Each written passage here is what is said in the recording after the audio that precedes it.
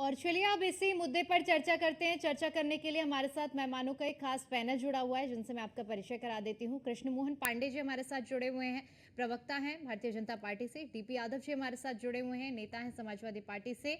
और विकास सिंह जी हमारे साथ जुड़े हुए हैं, प्रवक्ता हैं कांग्रेस पार्टी से। सबसे पहले चर्चा की शुरुआत कर लेते हैं कृष्ण मोहन जी आपसे। कृष्ण मोहन जी, समाजवादी पार्टी की ओर से जो सूची जारी की गई, 6 नाम उसमें ऐसे रहे जिस और वो सीटें ऐसी रही जो कई ज्यादा चर्चा में रही है जब इन 10 सीटों की हम बात करते हैं। लेकिन इसके बाद अब अंदर खाने जो बात चल रही थी कि क्या गठबंधन में सब कुछ ठीक है, लेकिन उसको लेकर सब कुछ ठीक होने की खबर सामने आ रही है। इस पर क्या कहेंगे आप? देखिए, गठबंधन किसका किसके साथ रहता है ये हर दलों का अपना व्यक्तिगत मामला है।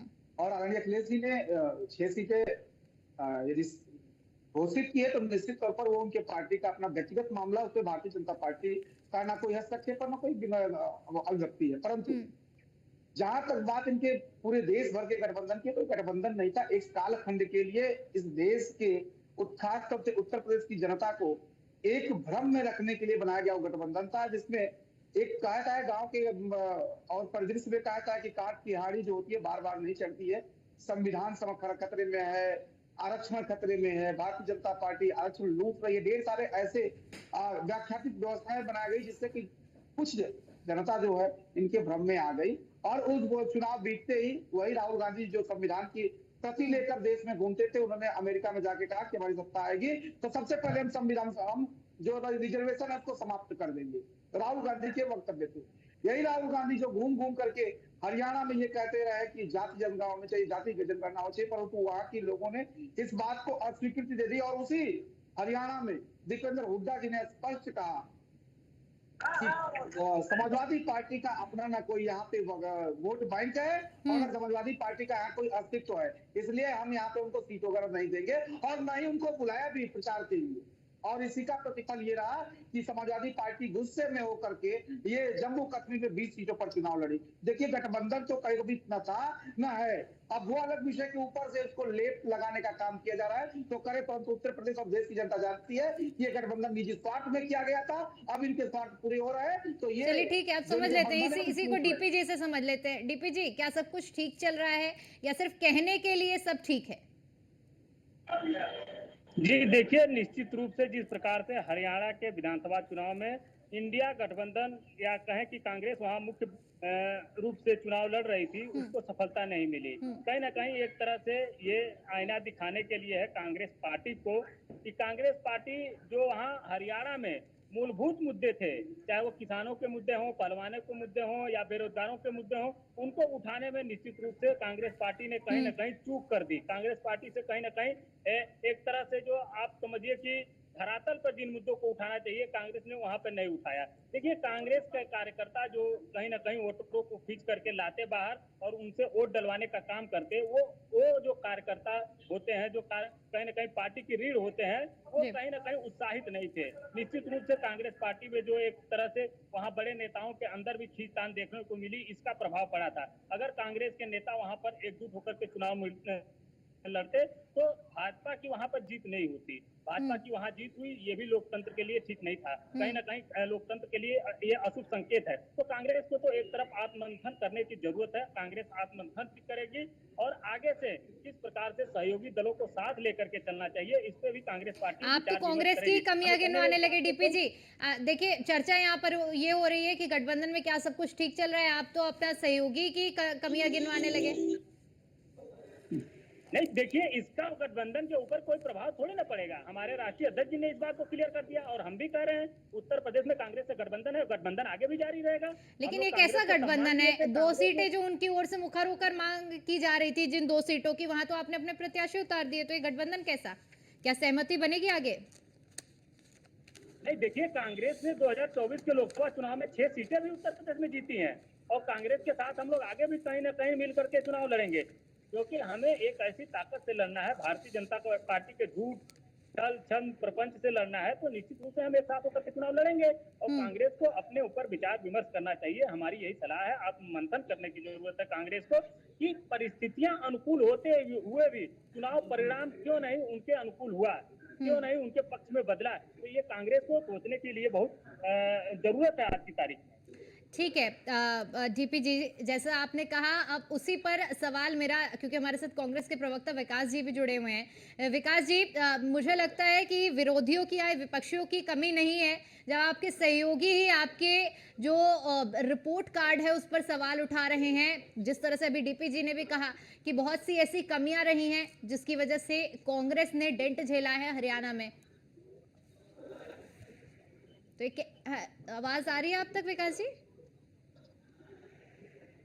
एक बार सवाल फिर से रिपीट कर दीजिए। जी विकास जी, सवाल मेरा ये था, चूंकि अभी जिस तरह से डीपी यादव जी ने भी पक्ष रखा, उन्होंने कहा कि तमाम कमियां जो हरियाणा में कांग्रेस की रही उन्हें गिनवा दिया, तो ऐसे में विरोधियों की तो कमी नहीं जब आपके सहयोगी आपकी कमियां गिनवा रहे हैं।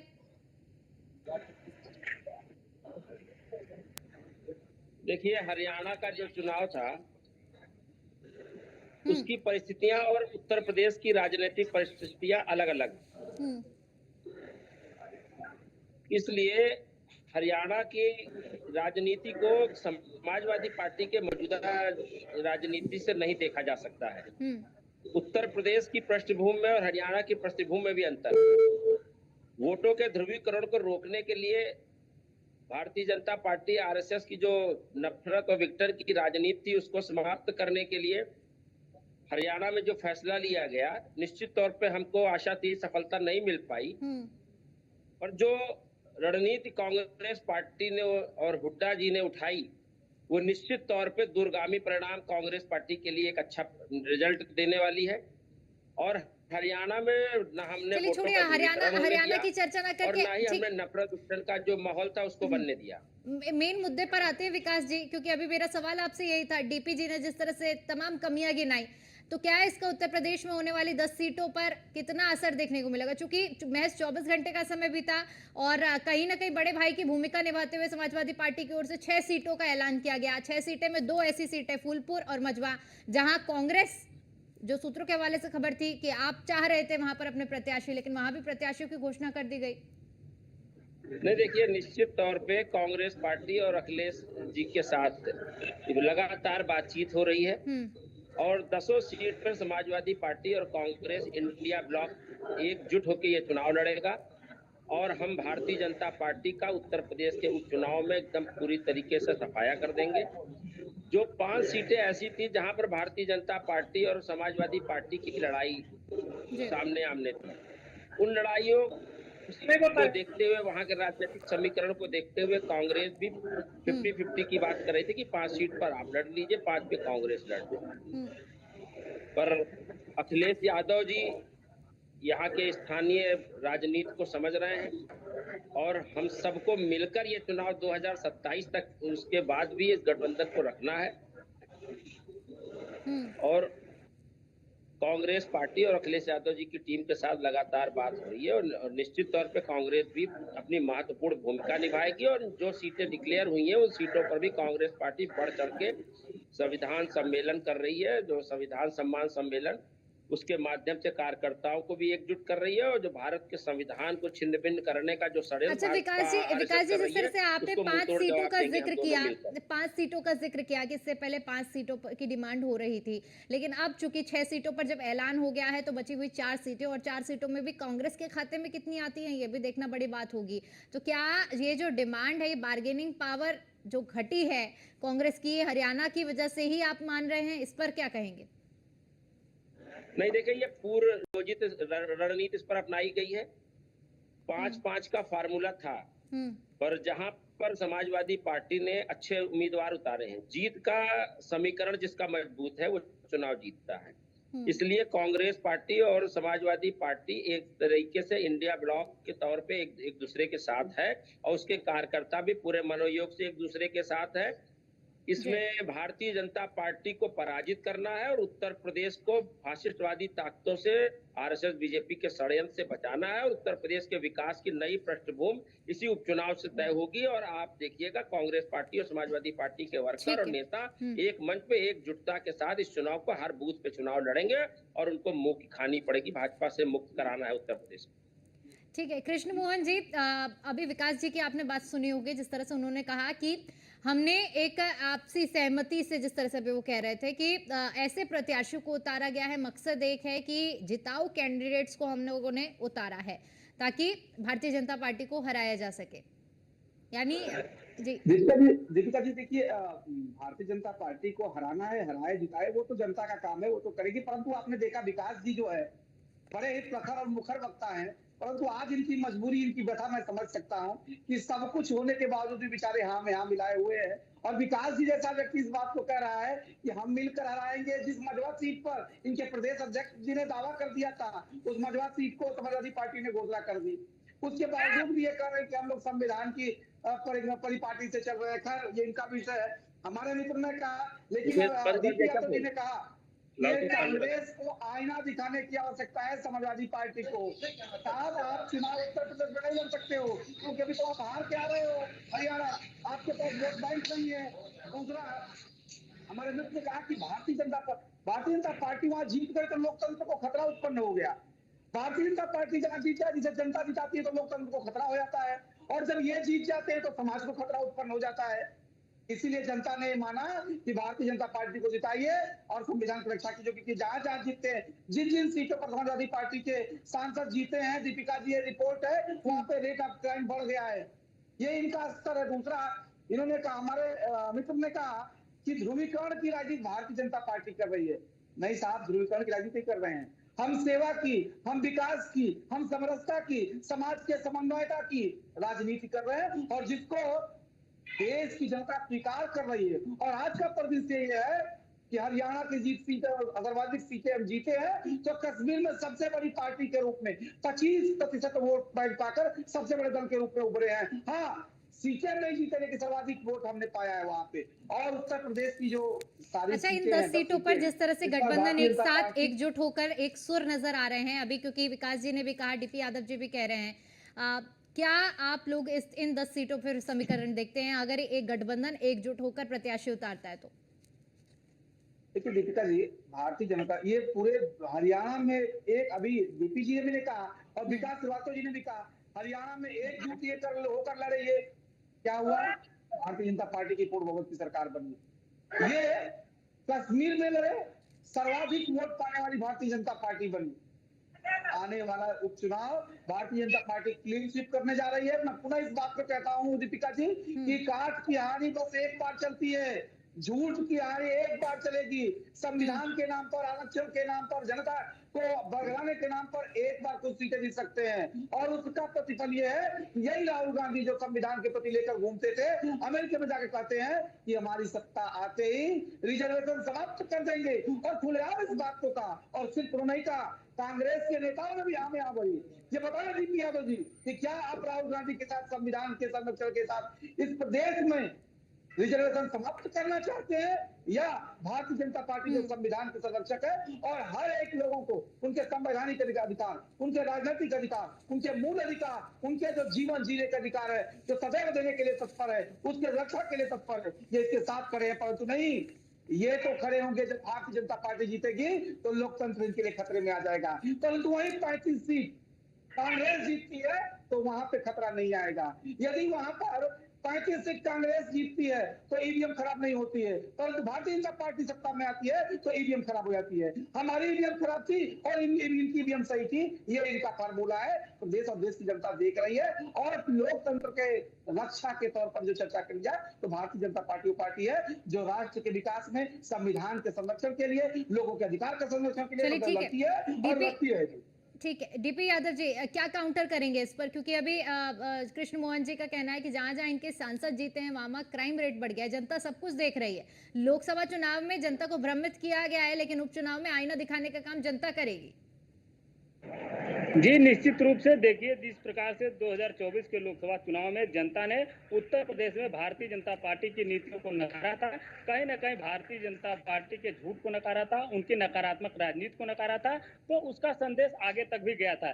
लेकिन जहां तक यहाँ पर बात हरियाणा के चुनाव की हो रही है, तो हरियाणा के चुनाव में मैं फिर वही दोहराना चाहता हूँ कि परिस्थितियां बिल्कुल अनुकूल थी, भारतीय जनता पार्टी के प्रतिकूल थी, कांग्रेस के अनुकूल थी। लेकिन कांग्रेस का शीर्ष नेतृत्व जो वहां पर जमीनी स्तर के कार्यकर्ता हैं उनसे सामंजस्य बैठाने में कहीं ना कहीं चूक कर गया, जिससे आज भारतीय जनता पार्टी की वहां सरकार बन गई है और भारतीय जनता पार्टी वहां तीसरी बार सरकार बनाने में सफल हुई है। अगर कांग्रेस अपने कार्यकर्ताओं के साथ सामंजस्य बैठा लेती तो निश्चित रूप से वहां की आज परिस्थिति अलग होती। कांग्रेस ने अच्छा प्रदर्शन किया है, इसमें कोई संदेह नहीं है। कांग्रेस को वोट का परसेंटेज भी बहुत अच्छे मिले हैं, लेकिन क्योंकि भाजपा की सरकार बन गई वहां पर, तो उसका उत्तर प्रदेश में कोई प्रभाव नहीं पड़ेगा। आप देखिए, हमने 6 सीटों पर जो उपचुनाव होने हैं विधानसभा के, वहां प्रत्याशियों को घोषित कर दिया है और आगे जो 4 सीटें बची हुई हैं, शीर्ष नेतृत्व कहीं ना कहीं कांग्रेस से बातचीत करके और वहां पर भी प्रत्याशी घोषित लेकिन ये जो पहली सूची है, क्या इसमें बातचीत करके ही सूची जारी की गई है या सिर्फ हरियाणा का नतीजा देखे और जारी कर दिया?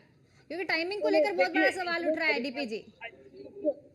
देखिए, इसमें अधिकांशतः सीटें जो है समाजवादी पार्टी के पास थी, तो निश्चित रूप से समाजवादी पार्टी का उन पे हक है और समाजवादी पार्टी के उम्मीदवार वहां से पहले से तैयारी कर रहे थे। चाहे मिल्कीपुर की आप बात कर लीजिए, चाहे सीसामऊ की आप बात कर लीजिए, चाहे अन्य और सीटों की बात कर लीजिए, तो हमने प्रत्याशियों को इसलिए घोषित कर दिया कि अब आने वाले कुछ महीनों में कभी भी वहाँ चुनाव हो सकते हैं, जिससे प्रत्याशियों को वहाँ पर पर्याप्त समय मिल जाए, जनता के साथ वो संवाद कर सके और आने वाले विधानसभा के उपचुनाव में वहाँ पर पार्टी को सफलता मिले। और आप इस बात को नोट करके रख लीजिए कि समाजवादी पार्टी एक प्रतिक्रिया इस पर कृष्ण मोहन जी भी कुछ प्रतिक्रिया देना चाह रहे हैं, उसके बाद क्योंकि विकास जी का भी रुख करेंगे। ठीक है, बहुत छोटी सी प्रतिक्रिया कृष्ण जी।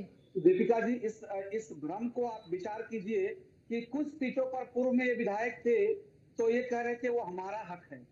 अरे साहब, आप तो उत्तर प्रदेश के मुख्यमंत्री को तो कह दीजिए पूरा उत्तर प्रदेश आपका है, जनता तय करने दीजिए जनता को साहब कि किसका हक है और किसका नहीं। आपको कांग्रेस पार्टी की व्यथा को भी नहीं समझ रहे हैं। आप बोलेंगे उत्तर प्रदेश में आपको लखीमपुर के विधायक मार खा रहे हैं, पीछे जा रहे हैं, आपको ही महिला मोर्चा के अध्यक्ष जो वहाँ नेता है उनको आरोप प्रत्यारोप लगा रही है, तो आप उत्तर प्रदेश की बात मत करिए। उत्तर प्रदेश में हालात बहुत खराब है। चलिए ठीक है, विकास जी से भी इस पर पूरी प्रतिक्रिया ले लेते हैं। ठीक है विकास जी, क्या कहेंगे? दोनों ही पैनलिस्ट को आप सुन रहे होंगे, आरोप प्रत्यारोप तो लगातार लगते ही रहते हैं, लेकिन अब इन 10 सीटों की जब हम तैयारी की बात कर रहे हैं, 6 सीटों पर प्रत्याशी, अभी जिस तरह से डीपी जी कह रहे हैं कि मजबूत प्रत्याशी हमने उतारे हैं, बची हुई 4 सीटें, 4 सीटों में कितने का मन कांग्रेस का बना हुआ है और आप लोगों की क्या तैयारी रहेगी फिर? देखिए, हमारा मुद्दा जो है वो धर्म जाति नफरत के खिलाफ आवाज उठाना। दूसरा हमारा प्रमुख मुद्दा है कि भारत का जो संविधान है उसको लगातार भारतीय जनता पार्टी आरएसएस को चेंज करना चाहती है। इनकी मंशा थी लोकसभा चुनाव में भी ये 400 पार इसीलिए मांग रहे थे क्योंकि इनको भारत के संविधान पर बाबा साहब का जो मूल ग्रंथ है, भारत की जो आत्मा है, उसको ये बदल लेना चाह रहे थे। लेकिन इसी को तो बहुत बड़ा मास्टर स्ट्रोक बताया उन लोगों ने। नफरत वित्तल की जो बंटवारे की जो राजनीति किया है 10 साल में, 15 साल हो रहा है, उसको हमें मिटाना है क्योंकि उससे इस देश के 70% लोग कोई इत्तेफाक नहीं रखते हैं। इंडिया ब्लॉक को 70% वोट मिला है पूरे देश में। इन्होंने जोड़ तोड़ करके सरकार बना ली। जो लोग इनके साथ नहीं थे उनको भी लालच और फरेब में फंसा करके अपने साथ उन्होंने सरकार तो बना लिया है, पर ये 240 पे टिक गए हैं और इससे ज्यादा इनके पास नफरत फैलाने का कोई मादा नहीं है। और इंडिया गठबंधन की रिस्पांसिबिलिटी है, उसके नेताओं की रिस्पांसिबिलिटी है कि ये नफरत विघटन बंटवारे को रुकना चाहिए, धर्म की राजनीति से ऊपर उठ के विकास की राजनीति होनी चाहिए और जो ये भारत बाबा साहब द्वारा दिया गया जो संविधान है उसको ये एक पर एक लाइन भी, एक अक्षर भी उसको चेंज ना कर सके, उसके लिए इंडिया ब्लॉक के सभी नेताओं को, कार्यकर्ताओं को एकजुट होकर के इस लड़ाई को आगे लड़ना पड़ेगा। ठीक है, और ये लड़ाई आसान नहीं है, बहुत पुरजोर तरीके से लड़ना होगा। एक लोकसभा चुनाव, एक विधानसभा चुनाव, इस लड़ाई का रास्ता चलिए ठीक है, एक बहुत फाइनल कमेंट कृष्ण मोहन जी, आखिरी के 20 सेकंड एकजुट होकर लड़ना पड़ेगा। जी हमारे साथी विकास भी मजबूर है, क्या करेंगे? वो समाजवादी पार्टी से कह रहे थे कि हम लड़ना चाहते हैं साथ में आके क्योंकि एक अक्षर संविधान में कोई परिवर्तन ना हो। साहब, परंतु बता दीजिए इस डिबेट में आप कि देश के संविधान में सर्वाधिक परिवर्तन किसने किया? वो कांग्रेस पार्टी है। बाबा साहब भीमराव अम्बेडकर के संविधान में कोई परिवर्तन ना हो इस देश। चलिए ठीक है, चूंकि समय कम है इसलिए माफी के साथ आप सभी को रोकना चाहूंगी और आप सभी का बहुत बहुत शुक्रिया हमारे साथ कार्यक्रम में जुड़ने के लिए और अपना कीमती समय हमें देने के लिए।